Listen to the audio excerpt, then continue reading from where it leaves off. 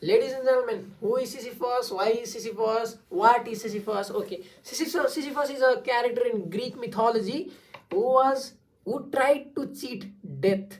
Okay, and Sisyphus finally cheats death. He wants to live an immortal life. The story is very complicated and long, but for this purpose of making a video, I will shorten it down and I'll explain to you it in simplest manner possible.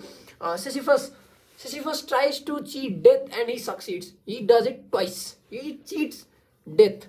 And then there is a Zeus, Zeus, the god.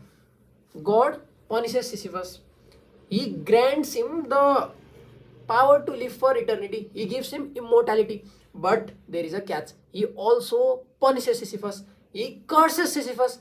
His punishment was Sisyphus would live for eternity, but for the entire eternity, he will have to carry a rock, a boulder up to a mountain top. He had to do it every day for the rest of his life. That means eternity. For eternity, he would have to wake up in the morning, carry the boulder up into his shoulder, and then carry that boulder up to the hill. Only to see that boulder rolling down the hill. So every day he would wake up, Sisyphus would wake up, carry the boulder, take it to the top, and see that boulder fall and get to the ground. That is the myth of Sisyphus, by the way.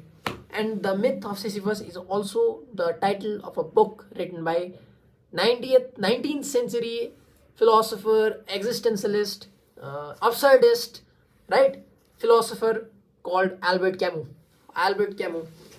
His book is very nice. I've read the book, but I will not explain the entire book. The thematics of the book is very. It will take me hours to explain the entire thematics. So I will just explain to you the one sentence that touched me the most from that book. The sentence is, "One must imagine Sisyphus as happy." What a line! What a poetic line! It's very rare. It's very rare to see lines like this, poetic lines like this in Western philosophy. But okay, I'll explain. One must imagine Sisyphus as happy, but why? Why must one imagine Sisyphus as happy? Uh, that line provoked me to think in many directions. I'll just present you a thought of mine. Okay?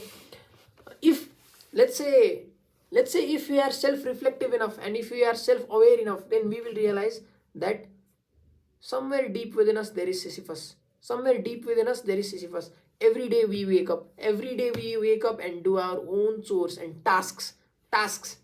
We do the tasks and get done with our day. We do our tasks every day. हामीले आफ्नो कर्म गर्छौँ दिनदिनै. त्यो कर्म सकाउँछौँ रातिसम्म अनि सुत्छौँ. बिहान उठेर त फेरि अर्को कर्म थपिहाल्छ त टाउकोमा. 7 क्लास पढ्यो, 7 क्लासको इक्जाम बवाल गऱ्यो भने 8 क्लासमा त मोजै मोज छ. अब एयु पढ्ने भनेर पढ्यो, खतरा मार्क्स ल्यायो, अनि 8 क्लासमा फेरि त्यही गेम. 9 क्लासमा फेरि त्यही गेम. 8 क्लास पास गर्यो, 9 क्लास पास गर्यो, फेरि त्यही गेम. 10 क्लास त झन् गोल्डन गेट रे. Golden gate or iron gate or whatever it's called. The branding is of for the SEE, right? त्यसपछि 11 plus 2, त्यसपछि 12, त्यसपछि college, bachelors. The game is the same. There is the same game. You wake up and carry the boulder up into the mountain. Maybe the weight of a boulder is different. Maybe you carry a smaller boulder in one day and a larger boulder in the another day. And maybe the mountain that you are taking the boulder up to is different. But there is a boulder and there is a mountain. So there is a Sisyphus deep within you and you don't even have an eternal life. Okay, I'll talk to you about the pros and cons of having eternal. Okay, let's not go there. But the point is, there is Sisyphus within you, and with enough self-awareness, you will realize that some way the myth of Sisyphus is very relatable.